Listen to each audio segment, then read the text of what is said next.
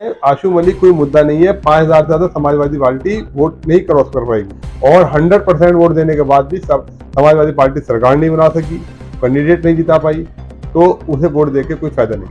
बहन जी के हाथी के सिंबल पे चुनाव हो रहा है। हमने किसी भी सभा में बहन जी का कोई रैली, कोई सभा नहीं देखी, तो हम क्या मान लें कि आपका भी शीर्ष नेतृत्व घर ही बैठ गया? कहीं चुनाव के बाद बहन जी का फिर से वही बयान आ गया कि मुसलमान भाजपा को नहीं वोट देगा और हार का जिम्मेदार खुद मुसलमान है, तो आप क्या करेंगे? नहीं, ऐसा कभी बयान नहीं। नमस्कार, मन में झांक के साथ मैं हूं सिकंदर राणा। आप देख रहे हैं मेरे साथ चुनावी समीकरण और चुनावी बातचीत में आज खास मेहमान हमारे साथ जुड़े हैं, नादिर हसन उर्फ बबलू भैया। आप बीएसपी पार्टी के नगर निगम क्षेत्रीय प्रभारी हैं और जिला महासचिव। और बहुत स्वागत है आपका हमारे चैनल पर। धन्यवाद। आप ये बताइए, नगर निगम का चुनाव चल रहा है, तो आप इस चुनाव को किस नजर से देख रहे हैं? एक तरफा चुनाव है, थोड़ा खुल के बताएं। किसी से कोई मुकाबला नहीं है। किसी से कोई मुकाबला नहीं है, तो यानी आपका मुकाबला किससे है? किसी से कोई मुकाबला नहीं है। पब्लिक रिकॉर्ड तोड़ वोटों से बसपा प्रत्याशी को जिता रही है। जीत दर्ज हो रही है आपकी। तो कितना वोट मिल रहा है आपको इस बार? वोट 2 लाख से ऊपर। नहीं, आप मुझे बताएं कि कौन कौन सी कम्युनिटी का वोट आपके खाते में आ रहा है? हमारे पास सब सौर समाज का वोट है। सब समाज का? सौर समाज का वोट है। तो आप अपनी पार्टी को फर्स्ट नंबर पे रखेंगे? 1 लाख से ज्यादा वोटों से बसपा का कैंडिडेट जीतकर नगर निगम में रिकॉर्ड बनाया। भारतीय जनता पार्टी के बारे में क्या रहे? भारतीय जनता पार्टी एक विशेष वर्ग से चुनाव लड़ रही है, सांप्रदायिकता के नाम पे चुनाव लड़ रही है। तो आप मानते हैं कि सांप्रदायिकता के नाम पे जब वो चुनाव लड़ेंगे तो वोट भी हासिल कर लेंगे? नहीं। तो नगर निगम में आप जो जीत का ताज है वो खतीजा मसूद के सर पे देखना चाहते हैं? निश्चित रूप से इमरान मसूद के नेतृत्व में। किन मुद्दों के साथ आप पार्टी को लेकर जनता के बीच में हैं? मुद्दे साफ हैं। जिन क्षेत्रों में विकास नहीं हुआ है, चाहे वो शारदा नगर हो, चाहे वो साबरी का बाग हो, चाहे वो नंदपुरी कॉलोनी हो, चाहे खाता खेड़ी हो, हमें विकास के मुद्दे पर चुनाव लड़ना है। अच्छा, विकास का मुद्दा है आपका, ना कि हिंदू मुस्लिम का? ना। तो आपके साथ जो वोट हैं, दलित वोट इस नगर के कितने हैं? थोड़ा सा ये भी हमारे दर्शकों को पता चले। नगर निगम के क्षेत्र के अंदर जितने दलित वोट है उसमें कोई बंटवारा नहीं है, मुस्लिम वोटों में कोई बंटवारा नहीं है, और सीधा सीधा जो वोट है, पब्लिक ये जान चुकी है कि पिछले 5 साल के अंदर महापौर पे भारतीय जनता पार्टी का प्रत्याशी जीता था। बहुत कम 2000 के वोट से बसपा कैंडिडेट जब हारे थे और कांग्रेस वोट लगभग 70,000 वोट ले गई थी। तो उसी बात को मद्देनजर रखते हुए पिछली बार की गलती को जनता नहीं दोहराएगी और जो है क्या नाम उसका बसपा कैंडिडेट को भारी बहुमत से जीत। आप ये बताइए, पिछली बार आपने चुनाव का नाम लिया, हाजी फजलुर रहमान साहब चुनाव लड़ रहे थे मेयर सीट से और संजीव वालिया यहाँ से मेयर घोषित किए गए थे। तो ये घोषित और जीत में क्या अंतर मानते हैं आप? घोषित और जीत में इतना अंतर है जितना रात और दिन में। जीत और घोषित में क्या अंतर है? थोड़ा सा जनता जानना चाहती है कि इस बार भी वही गलती होगी? नहीं, बिल्कुल नहीं होगी। मार्जिन इतना ज्यादा होगा कि गलती कोई चाह के भी नहीं कर पाएगा। क्या नजर रहेगी ईवीएम पे आपकी? ईवीएम पे बिल्कुल नजर रहेगी। आप जितने पोलिंग बूथ से लेके, पोलिंग स्टेशन से लेके काउंटिंग स्तर तक के बिल्कुल बूथ पे नजर रहेगी। प्रशासन से आप क्या उम्मीद रखते हैं? हम ये प्रशासन से ये उम्मीद रखते हैं कि निष्पक्ष चुनाव कराए। निष्पक्ष चुनाव कराए। चुनाव आयोग से आप क्या उम्मीद रखते हैं? उनसे भी ये उम्मीद है कि वो बिल्कुल जनता को वोट देने का अधिकार दे, बूथ तक के पब्लिक को पहुंचाए, वोट डलवाए। नहीं, हर क्षेत्र में चुनाव हो रहे हैं, आप अधिकारी हैं नगर के, तो कम से कम आपका तो राइट बनता है। नगर का चुनाव है, आपने जाके मुआयना किया है मशीन का? ये नेताजी के है, नेताजी ने किया होगा। नेताजी ने किया होगा। यानी कल अगर आपके प्रत्याशी को सेकंड नंबर पे रखा जाए तो क्या आप इसका ठीकरा मशीन पे फोड़ना चाहेंगे या सरकार पे? ठीकरा फूटेगा ही नहीं। मैं कह रहा हूँ, मैं पहले आपसे कह चुका हूँ कि 1 लाख से ज्यादा वोटों को कोई खा नहीं सकता। 1 लाख से ज्यादा वोटों से बसपा प्रत्याशी खतीजा मसूद निश्चित रूप से चुनाव जीतेगी।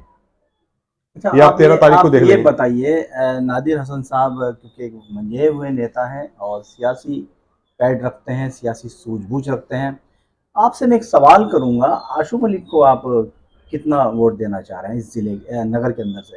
आशू मलिक कोई इशू नहीं है। अगर नुकसान पहुंचा तो आशू की तरफ से पहुंचेगा? नहीं, नुकसान वो इशू ही नहीं है, कोई मुद्दा ही नहीं है। नहीं, मैं सवाल है, दर्शकों का सवाल है, अगर नुकसान पहुंचा तो आशू की तरफ से पहुंचेगा? ये सवाल उठता ही नहीं है। आशू मलिक कोई मुद्दा नहीं है। 5,000 से ज्यादा समाजवादी पार्टी वोट नहीं क्रॉस कर पाएगी। शीर्ष नेतृत्व कमजोर के साथ साथ पब्लिक ने नकार दिया है। समाजवादी पार्टी को मुसलमानों ने एक तरफा वोट दिया है और 100% वोट देने के बाद भी सब समाजवादी पार्टी सरकार नहीं बना सकी, कैंडिडेट नहीं जिता पाई, तो उसे वोट देके कोई फायदा नहीं है। ये पब्लिक जान चुकी है। नादिर हसन साहब, आपने कहा है कि समाजवादी पार्टी को मुसलमान ने वोट दिया था, तो समाजवादी पार्टी के कैंडिडेट विधानसभा जाने का भी तो काम हुआ। 34 विधायक आपके विधानसभा में पहुंचे हैं, सिंबल से ही तो पहुंचे थे।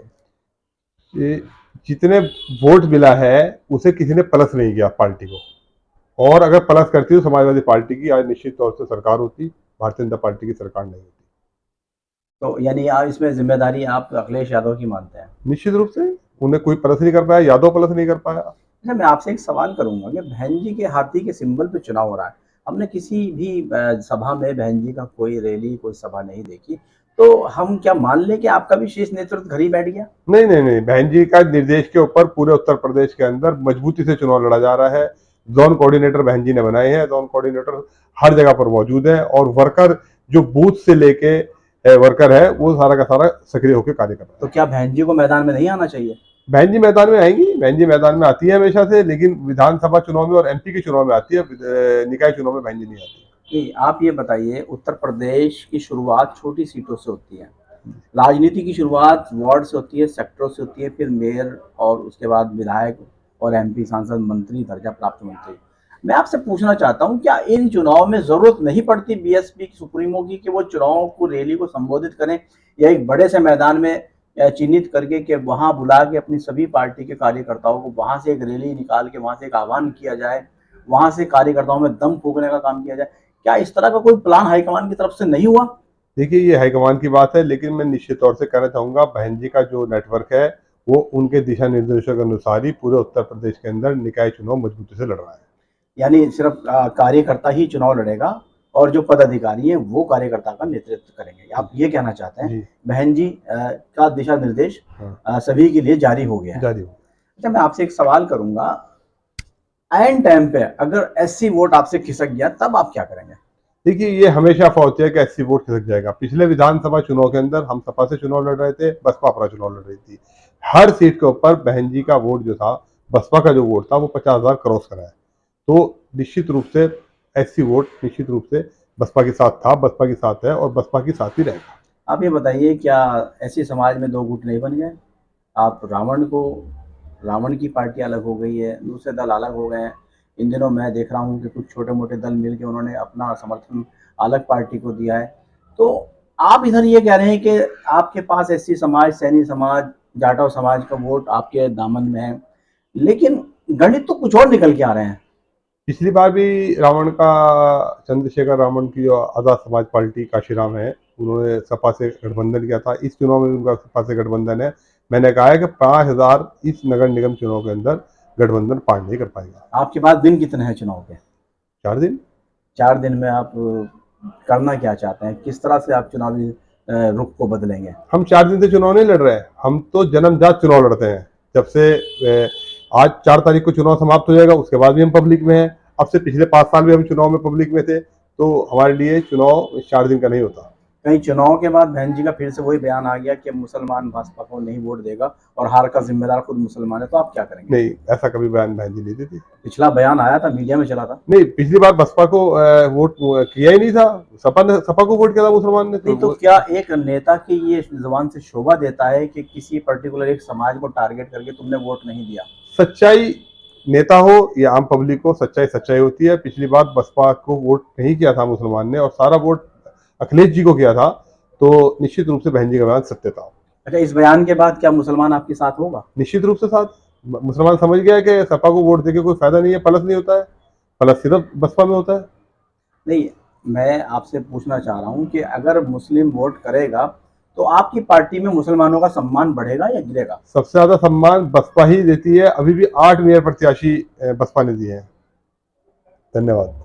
ये थे नादिर हसन उर्फ बबलू भैया, जो नगर सीट के प्रभारी भी हैं और ज़िला महासचिव भी हैं। आप बहुजन समाज पार्टी से सहारनपुर नगर निगम का नेतृत्व करते हैं और आपने ये भी कहा है कि मुसलमानों का पार्टी में सम्मान बढ़ेगा अगर यहाँ से आप मेयर जिताकर ले जाएंगे खतीजा मसूद को। और साथ ही इन्होंने ये भी कहा है कि ईवीएम पे हमारी पैनी नज़र रहेगी और मुस्तैदी के साथ चुनाव लड़ा जा रहा है।